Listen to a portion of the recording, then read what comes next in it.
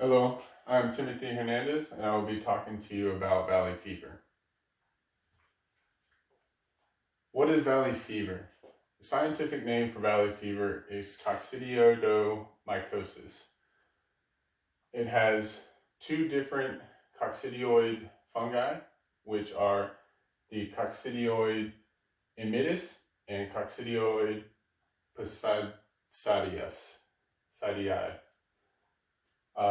These coccidioids are what creates or causes the valley fever or the infection in the lungs.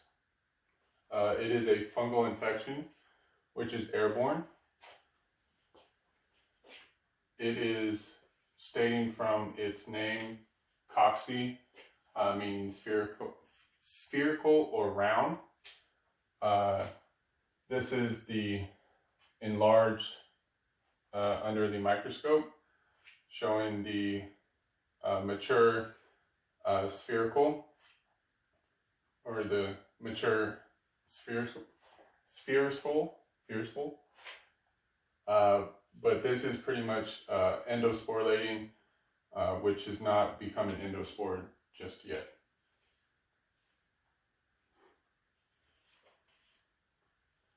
The cycle of the fungi.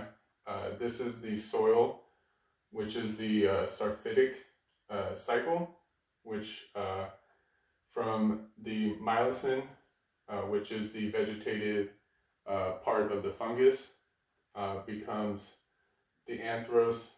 So after the vegetative state, it goes into a rest state. At that rest state, it is resting, but is still not a spore yet.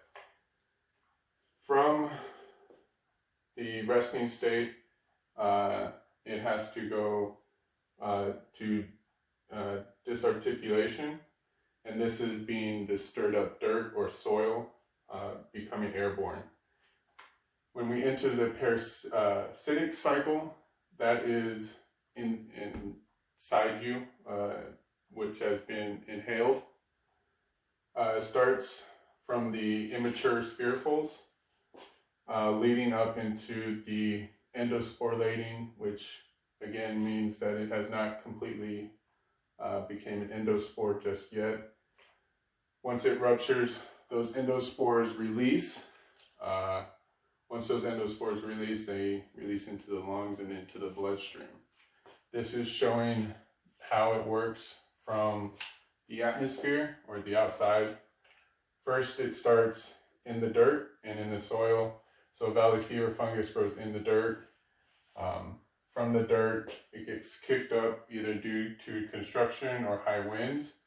And from the high winds, it goes into the lungs. And that is the disarticulation cycle or part being kicked up and thrown around. And then it infects the lungs and can spread into the other organs.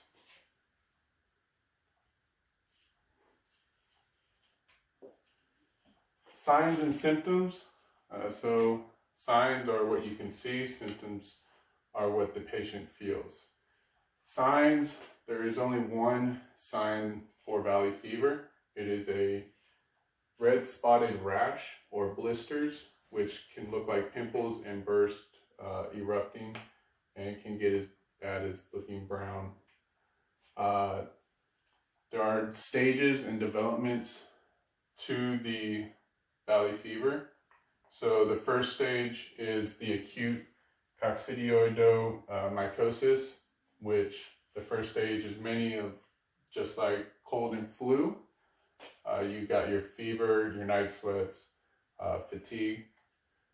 The second stage is the chronic coccidioidomycosis, which leads into pneumonia, low-grade fever, weight loss, a cough with a discharge of blood-tinged saliva from the lungs. And if it continues to progress, it goes into the third state or third stage, which is the disseminated coccidioidomycosis, which is the most severe, which leads into the bloodstream, getting to or infecting the organs or other organs and body parts, liver, brain, bone, heart, and this could go on for months.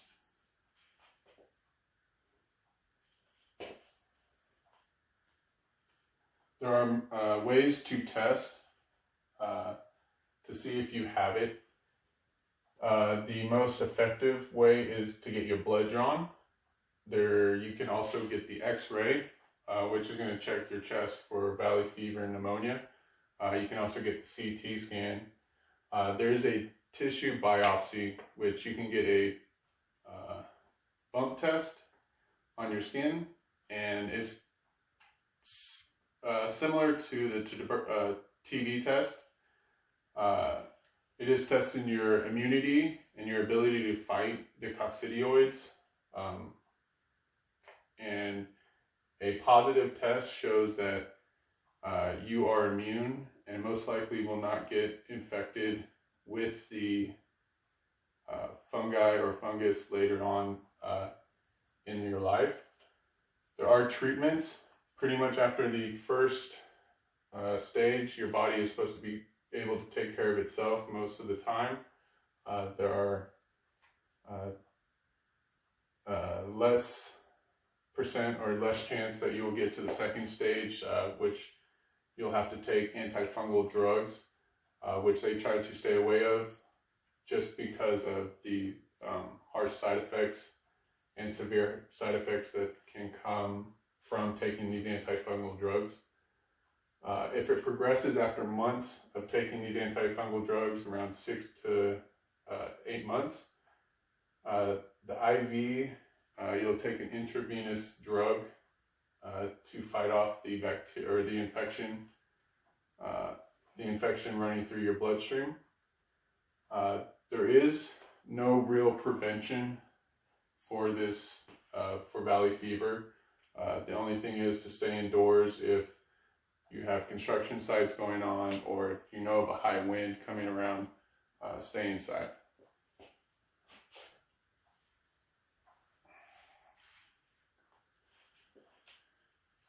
Epidemiology of valley fever.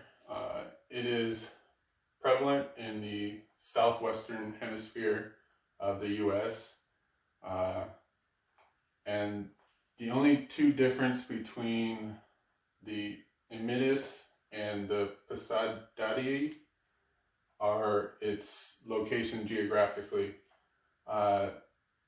The immitis is very specific and localized in the southern deserts of California, and the Posadati is vast, so stretching this complete geographic area, as well as the South America. There are no ages that are more prone or more likely to get it. If you live in this region, as we do, you can get it.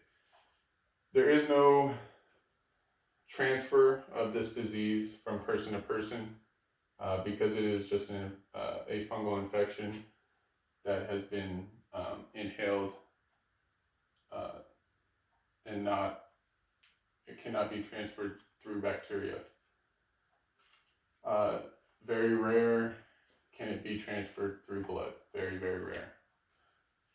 History. It was first reported and recognized in 1901. The fungi and spore in the soil has been around for more than 300,000 years, as it is a very important part of the ecosystem, breaking down the dead animal carcasses and dead plants. That is the sopheric state or cycle of the fungi, which is the largest group of fungi. Since 1990, only 3,000 deaths have occurred, so you wouldn't have much to worry about in this disease. Here's a chart showing the cases. In 2011, there was a spike due to the drought and not having rainfall, which being endospore, it thrives in. Thank you. On my next slide, these are my works cited, and that is valley fever.